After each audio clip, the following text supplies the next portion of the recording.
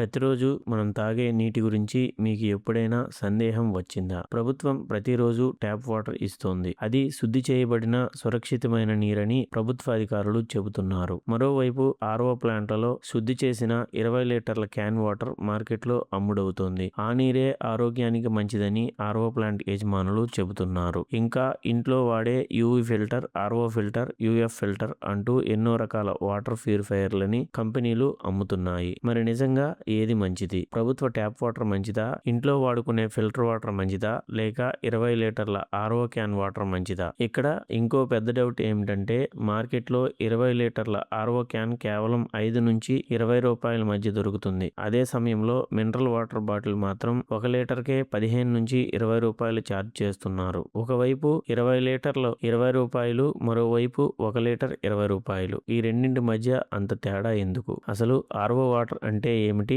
Package drinking water అంటే ఏమిటి? Mineral water నిజంగా మంచిదేనా? ఖరీదైన బాటిల్ నీరే మంచిదా? లేక సరైన విధంగా శుద్ధి చేసిన నీరే మంచిదా? ట్యాప్ వాటర్, ఇంటి దగ్గర ఆర్ఓ ఫిల్టర్ వాటర్, 20 లీటర్ల క్యాన్ వాటర్, అలాగే బాటిల్ మినరల్ వాటర్ మధ్య అసలు తేడాలను సులభంగా ఈ వీడియోలో తెలుసుకుందాం. ఈ వీడియో చివరికల్లా మీ ఇంటికి ఏ నీరు సరిపోతుంది, ఏ నీరు సురక్షితం, ఏ నీటిని ఎప్పుడు తాగాలి అన్నది పూర్తిగా క్లారిటీ ఇవ్వడానికి ప్రయత్నిస్తాను. భూమి మీద ఉన్న మొత్తం నీటిలో సుమారు 97% సముద్రపు ఉప్పు నీరు, కేవలం 3% మాత్రమే మంచినీరు. ఆ 3%లో కూడా ఎక్కువ భాగం గ్లేషియర్స్, హిమనదులు, మంచు పొరలు లేదా భూగర్భంలో ఉంటుంది. మనుషులు నేరుగా తాగడానికి అందుబాటులో ఉన్న నీరు సుమారు 1% కన్నా తక్కువ. అందుకే సురక్షితమైన తాగునీరు ప్రపంచంలో అత్యంత విలువైన సహజ వనరుల్లో ఒకటిగా చెప్పవచ్చు. వరల్డ్ హెల్త్ ఆర్గనైజేషన్ తాగునీటి నాణ్యతకు గైడ్ లైన్స్ ఇస్తుంది. భారతదేశంలో అమలులో ఉన్న ఎక్కువగా ఉపయోగించే bureau of Indian standards IS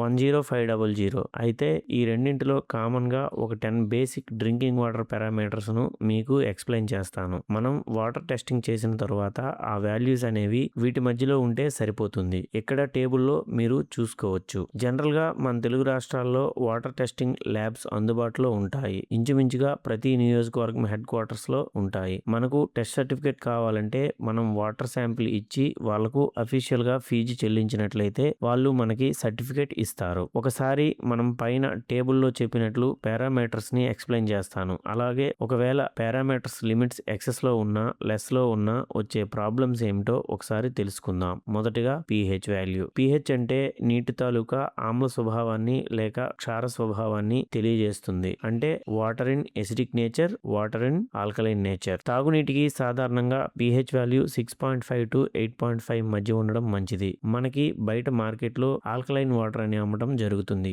దీనిలో pH వాల్యూని విత్ ఇన్ లిమిట్స్ లో ఉంచడం జరుగుతుంది. Pollution, acid rain, industrial waste లేదా భూగర్భంలో ఉండే రాళ్ల ప్రభావం వల్ల pH వాల్యూ మారుతుంది. చాలా తక్కువ లేదా ఎక్కువ pH ఉన్న నీరు తాగితే కడుపులో మంట, అసౌకర్యం రావచ్చు. అలాగే అలాంటి నీరు ఇంట్లో వాడే పైపులు, పాత్రలపై కూడా ప్రతికూల ప్రభావం చూపుతుంది. Second one TDS, total dissolved solids. నీటిలో కరిగిన ఉప్పులు, మినరల్స్, మెటల్స్ మొత్తం పరిమాణాన్ని TDS అంటారు. 500 to 2000 mg/లీటర్ మధ్యలో ఉండడం మంచిది. ఇది సాధారణంగా ఎప్పుడు ఎక్కువ ఉంటుంది అంటే ఉప్పు నేలలు, లోతైన బోర్వెల్స్, సముద్ర తీర ప్రాంతాలు, భూగర్భ ఖనిజాలు ఎక్కువగా ఉన్నప్పుడు పెరుగుతుంది. నీటిలో అధిక TDS ఉండడం వలన నీటికి ఉప్పు స్వభావం వస్తుంది. ఇలాంటి నీరు తీసుకోవడం వలన దీర్ఘకాలంలో జీర్ణ సమస్యలు, కిడ్నీపై అదనపు భారం పడే అవకాశం ఉంటుంది. Third one total hardness. Calcium మరియు మెగ్నీషియం లవణాల పరిమాణాన్ని సూచిస్తుంది. ఈ టోటల్ హార్డ్నెస్ అనేది 200 mg/లీటర్ to 600 mg/లీటర్ మధ్యలో ఉండడం మంచిది.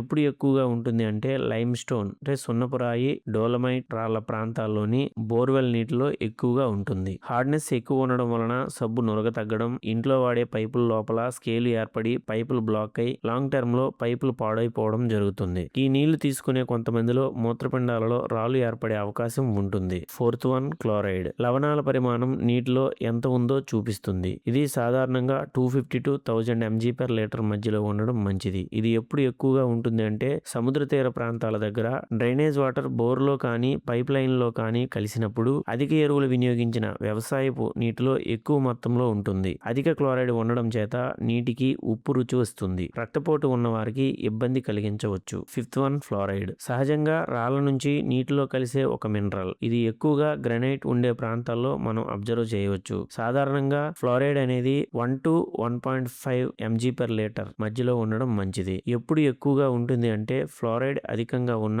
భూగర్భ రాళ్ల ప్రాంతాల్లోని లోతైన బోర్వెల్లో ఎక్కువగా కనిపిస్తుంది. ఎక్కువ కాలం ఫ్లోరైడ్ అధికంగా ఉండే నీరు తీసుకోవడం వలన నోట్లో దంతాలు పాడవడం, ఎముకలు దెబ్బతినడం, కీళ్ల నొప్పులు వచ్చే అవకాశం ఎక్కువగా ఉంది. 6th one nitrate. నైట్రేట్ అనేది ఎరువులు, మురుగునీరు, మలమూత్ర వ్యర్థాల వల్ల నీటిలో చేరే ఒక రసాయనం. సాధారణంగా బిలో 45 mg/లీటర్ ఉండడం మంచిది. ఇది ఎప్పుడు ఎక్కువగా ఉంటుంది అంటే వ్యవసాయ ఎరువులు, పశువుల వ్యర్థాలు, సెప్టిక్ ట్యాంక్ లీకేజీలు ఉన్న ప్రాంతాల్లో పెరుగుతుంది. అధిక నైట్రేట్ చిన్నపిల్లల్లో బ్లూ బేబీ సిండ్రోమ్ అనే వ్యాధి వచ్చే అవకాశం కల్పిస్తుంది. రక్తంలో ఆక్సిజన్ ని తగ్గించే ప్రమాదం కూడా ఉంది. 7th one iron. నీటిలో ఇనుము పరిమాణాన్ని సూచిస్తుంది. సాధారణంగా 0.3 to 1 mg/లీటర్ మధ్యలో ఉండడం మంచిది. ఇది ఎక్కువ ఎప్పుడు ఉంటుంది అంటే ఇనుము అధికంగా ఉన్న నేలలు, పాత ఇనుప పైపులు వాడకం వలన, లోతైన బోరుబావుల వల్ల పెరుగుతుంది. ఐరన్ ఎక్కువగా ఉన్న నీరు మొదట నార్మల్ గా ఉన్నప్పటికీ ఐరన్ వాతావరణంలో ఉన్న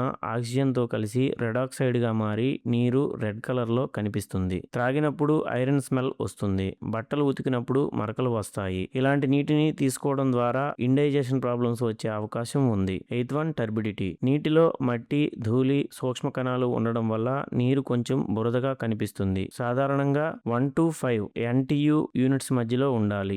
NTU అనగా నెప్లోమెట్రిక్ టర్బిడిటీ యూనిట్. ఇది ఇప్పుడు ఎక్కువగా ఉంటుంది అంటే వర్షాలు, వరదలు వచ్చినప్పుడు, అలాగే త్రాగునీటి పైపుల మరమ్మతులు, క్లీనింగ్ సరిగా లేకపోవడం వల్ల పెరుగుతుంది. అధిక టర్బిడిటీ ఉన్న నీటిలో సూక్ష్మజీవులు దాగి ఉండే అవకాశం ఎక్కువగా ఉండి విరోచనాలు, ఇన్ఫెక్షన్స్ వచ్చే అవకాశం ఉంది. 9th one residual free chlorine. నీటిని క్లోరిన్ ద్వారా శుద్ధి చేసిన తరువాత నీటిలో మిగిలే క్లోరిన్ పరిమాణం 0.2 mg/లీటర్ to 0.5 mg/లీటర్ మధ్యలో ఉండడం మంచిది. ఇది ఎప్పుడు ఎక్కువ ఉంటుంది అంటే మున్సిపల్ వాటర్ శుద్ధి చేసే సమయంలో అధిక క్లోరిన్ వేయడం వల్ల మారుతుంది. చాలా ఎక్కువ క్లోరిన్ నీటికి తీవ్రమైన వాసన, రుచి మారడం, కళ్లకు మరియు కడుపుకు అసౌకర్యం కలిగించవచ్చు. 10th one E. coli. Human excreta అంటే మానవ మలం నీటిలో కలవడం ద్వారా ఈ బ్యాక్టీరియా అనేది ఫామ్ అవుతుంది. ఇది ఒక ఇంపార్టెంట్ అండ్ మెయిన్ ఫ్యాక్టర్ గా చూడాల్సిన అవసరం ఉంది. సాధారణంగా బిలో 100 ml ఉండడం మంచిది. ఇది ఎప్పుడు ఎక్కువగా కనిపిస్తుంది అంటే మురుగునీరు కలవడం, బోర్వెల్ చుట్టూ శుభ్రత లేకపోవడం, నిల్వ ట్యాంకులు కలుషితం కావడం వల్ల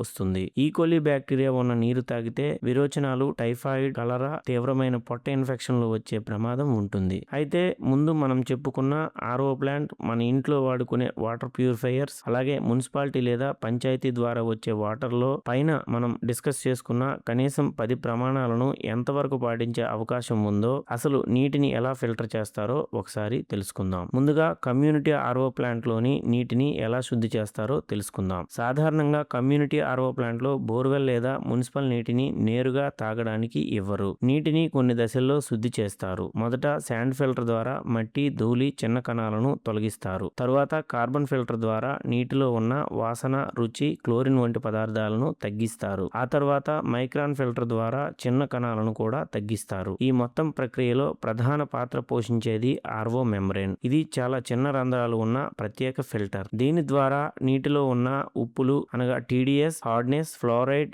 నైట్రేట్, కొన్ని లోహాలు వంటి పదార్థాలు ఎక్కువగా బయటకు వెళ్లిపోతాయి. అందుకే ఆర్ఓ ప్లాంట్ నీటిలో టీడీఎస్, హార్డ్నెస్ వంటి వాటర్ క్వాలిటీ పారామీటర్స్ తగ్గుతాయి. చివరగా యువి లేదా ఓజోన్ ద్వారా బ్యాక్టీరియా, వైరస్ వంటి సూక్ష్మజీవులను తగ్గిస్తారు. అందువల్ల సరిగ్గా నిర్వహించిన ఆర్ఓ ప్లాంట్ లో వచ్చే నీరు సాధారణ బోర్వెల్ నీటి కంటే శుభ్రంగా, తాగడానికి సురక్షితంగా ఉండే అవకాశం ఎక్కువగా ఉంటుంది. ఆర్ఓ ప్లాంట్ లో నీటి నాణ్యత ప్రమాణాలు సరిగ్గా మెయింటైన్ కాకపోవడానికి ప్రధాన కారణాలు ఫిల్టర్లను సమయానికి మార్చలేకపోవడం, ఆర్ఓ మెంబ్రేన్ ను సరిగ్గా శుభ్రం చేయకపోవడం, ఆర్ఓ ప్లాంట్ ట్యాంకులు మరియు క్యాన్లను శుభ్రంగా ఉంచకపోవడం, అలాగే నీటిని రెగ్యులర్ గా టెస్ట్ చేయకపోవడం. వీటితో పాటు మెయింటెనెన్స్ ఖర్చు తగ్గించడానికి కొందరు ప్లాంట్ల నాణ్యత విషయంలో రాజీ పడే అవకాశం కూడా ఉంటుంది. అలాగే మనం ఇంట్లో వాడే యువి, ఆర్ఓ, యుఎఫ్ ఫిల్టర్ల విషయానికి వస్తే 3 ఒకే విధంగా పనిచేయవు. సింపుల్ గా చెప్పాలంటే యుఎఫ్ ఫిల్టర్ నీటిలో ఉన్న మట్టి, ధూళి, కొన్ని సూక్ష్మ కణాలు, అలాగే బ్యాక్టీరియాను మెంబ్రేన్ ద్వారా ఆపుతుంది. కానీ టీడీఎస్, సాల్ట్స్, ఫ్లోరైడ్, నైట్రేట్ వంటి కరిగిన పదార్థాలను సాధారణంగా ఫిల్టర్ చేయలేదు. యువి ఫిల్టర్ నీటిలో ఉన్న బ్యాక్టీరియా, వైరస్ వంటి సూక్ష్మజీవులను యువి కిరణాలతో ఇనాక్టివ్ గా చేస్తుంది. కానీ టీడీఎస్, సాల్ట్స్, ఫ్లోరైడ్, ఇనుము లేదా ఇతర కరిగిన రసాయనాలను తగ్గించదు. ఆర్ఓ ఫిల్టర్ నీటిని చాలా సన్నని ఆర్ఓ మెంబ్రేన్ ద్వారా పంపించి టీడీఎస్, ఉప్పులు, ఫ్లోరైడ్ ఫ్లోరైడ్, నైట్రేట్, హార్డ్నెస్ వంటి కరిగిన పదార్థాలను గణనీయంగా తగ్గిస్తుంది. అందుకే టీడీఎస్ లేదా కొన్ని రసాయనాలు ఎక్కువగా ఉన్న బోర్వెల్ నీటికి ఆర్ఓ ప్రాసెస్ అనేది ఎక్కువగా ఉపయోగపడుతుంది. కాబట్టి ఏ ఫిల్టర్ మంచిది అనేది నీటి నాణ్యతపై ఆధారపడి ఉంటుంది. ముందుగా నీటిని టెస్ట్ చేసి ఏ పారామీటర్ ఎక్కువగా ఉందో తెలుసుకొని దానికి సరిపోయే ఆర్ఓ, యువి, యుఎఫ్ లేదా వాటి మిక్సింగ్ ఎంచుకోవడం సరైన పద్ధతి. సాధారణంగా ఇంట్లో వాడే ఫిల్టర్ నీటిని శుద్ధి చేయగలిగిన ఫిల్టర్ సరిగా మెయింటైన్ చేయకపోతే నీటి నాణ్యత ప్రమాణాలు పాటించలేము. ఫిల్టర్ లేదా ఆర్ఓ మెంబ్రేన్ ను సమయానికి మార్చకపోవడం, ఫిల్టర్ లో మురికి పేరుకుపోవడం, వాటర్ ట్యాంక్ శుభ్రంగా ఉంచకపోవడం, అలాగే యూవీ ల్యాంప్ సరిగ్గా పనిచేయకపోవడం వల్ల బ్యాక్టీరియా వంటి సూక్ష్మజీవులు మళ్లీ నీటిలో ఉండే అవకాశం ఉంటుంది. అలాగే ప్రతి ఇంటి నీటిలో సమస్య ఒకేలా ఉండదు. కొన్ని నీళ్లలో టీడీఎస్, మరికొన్నింటిలో ఫ్లోరైడ్, ఐరన్ లేదా నైట్రేట్ ఎక్కువగా ఉండవచ్చు. అందుకే ఫిల్టర్ పెట్టుకున్నాం కాబట్టి నీరు పూర్తిగా సురక్షితం అని కాకుండా నీటిని పరీక్షించడం మరియు ఫిల్టర్ ను రెగ్యులర్ గా మెయింటైన్ చేయడం చాలా ముఖ్యం. సాధారణంగా మున్సిపల్, పంచాయతీ కుళాయిల ద్వారా వచ్చే నీటిని నదులు, రిజర్వాయర్లు లేదా బోరుబావుల నుంచి సేకరిస్తారు. సేకరించిన నీటిని ముందుగా వివిధ ఫిల్టరేషన్ ప్రాసెస్ల ద్వారా మట్టి, ధూళి, ఇతర మలినాలను తొలగించి సూక్ష్మజీవులను నియంత్రించడానికి క్లోరిన్ కలుపుతారు. ఆ తర్వాత శుద్ధి చేసిన నీటిని పైప్ లైన్ల ద్వారా ప్రజలకు సరఫరా చేస్తారు. మున్సిపల్ నీరు శుద్ధి చేసిన తర్వాత కూడా నీటి నాణ్యతలో కొన్ని పారామీటర్లు మారే అవకాశం ఉంటుంది. సింపుల్ గా చెప్పాలంటే నదులు లేదా బోర్వెల్ నుంచి తీసుకున్న నీటిని శుద్ధి చేసి క్లోరిన్ కలిపిన తర్వాత పైపుల ద్వారా సరఫరా చేయడం జరుగుతుంది. కానీ పైపులు పాతబడటం,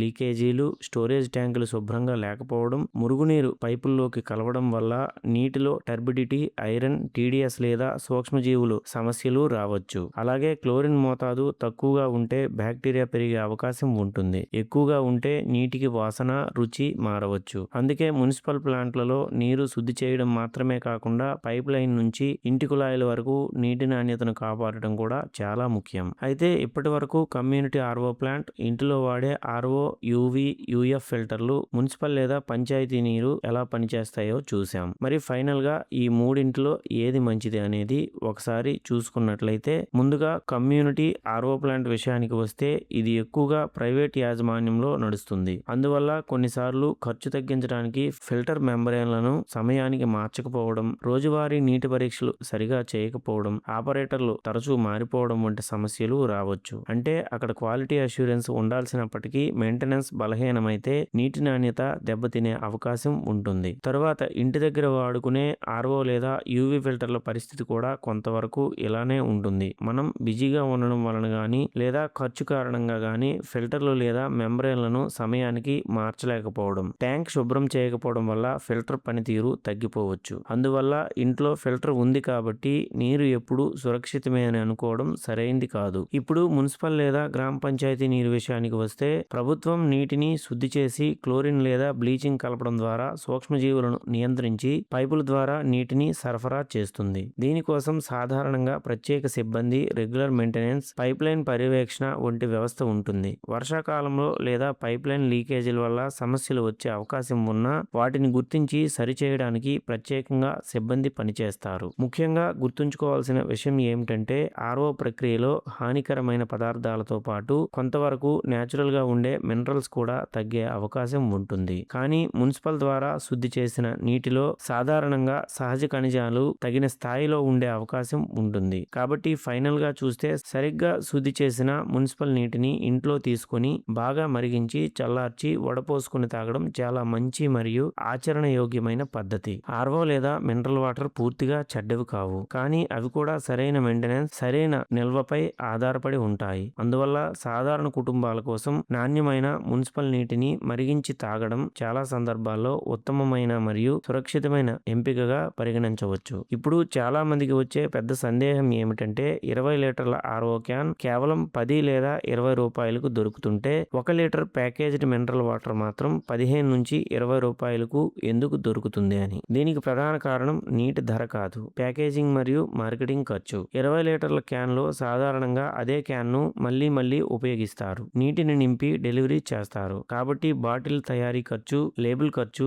రవాణా ఖర్చు 1 లీటర్కు చాలా తక్కువగా పడుతుంది. కానీ 1 litre packaged mineral water bottle కోసం కొత్త plastic bottle, cap, label, packing, transport, storage expenses, shop margin, company brand మరియు అడ్వర్టైజ్మెంట్ ఖర్చులు అన్నీ కలుస్తాయి. నిలుస్తాయి. అందుకే నీటి కంటే బాటిల్ మరియు బ్రాండ్ ఖర్చే ఎక్కువగా ఉంటుంది. అందువల్ల 20 లీటర్ల క్యాన్ చవకగా ఉండడం వల్ల అది తప్పనిసరిగా చెడ్డ నీరు అని కాదు. అలాగే ఖరీదైన బాటిల్ నీరు ఉండడం వల్ల అది ఎప్పుడూ ఉత్తమమైన నీరు అని కూడా కాదు. ముఖ్యమైనది నీరు ఏ ప్లాంట్ లో శుద్ధి అయింది, BIS ప్రమాణాలు పాటిస్తున్నారా, స్టోరేజ్ మరియు సరఫరా సరిగ్గా జరుగుతున్నాయా అన్నది. చివరగా చెప్పాలంటే ఖరీదైన నీరే మంచిది అనుకోవడం సరైంది కాదు. 20 లీటర్ల క్యాన్, ఇంటి RO ఫిల్టర్ లేదా మున్సిపల్ నీరు ఏదైనా సరే దాని ఫిల్టరేషన్ ప్రాసెస్, మెయింటెనెన్స్, స్టోరేజ్ మరియు వాడే విధానం చాలా ముఖ్యం. సాధారణంగా నాణ్యమైన మున్సిపల్ నీటిని బాగా మరిగించి చల్లార్చి వడపోసుకుని తాగడం సురక్షితమైన మరియు ఆచరణయోగ్యమైన మార్గం. మన ఆరోగ్యానికి నిజంగా అవసరమైనది ఖరీదైన నీరు కాదు, శుభ్రమైన మరియు సురక్షితమైన తాగునీరు. కాబట్టి సేవ్ వాటర్, సేవ్ లైఫ్స్. నా ఈ ఎక్స్ప్లెనేషన్ మీకు నచ్చినట్లయితే నా వీడియోని లైక్ చేయండి, షేర్ చేయండి, నా ఛానల్ని సబ్స్క్రైబ్ చేయండి. ధన్యవాదాలు.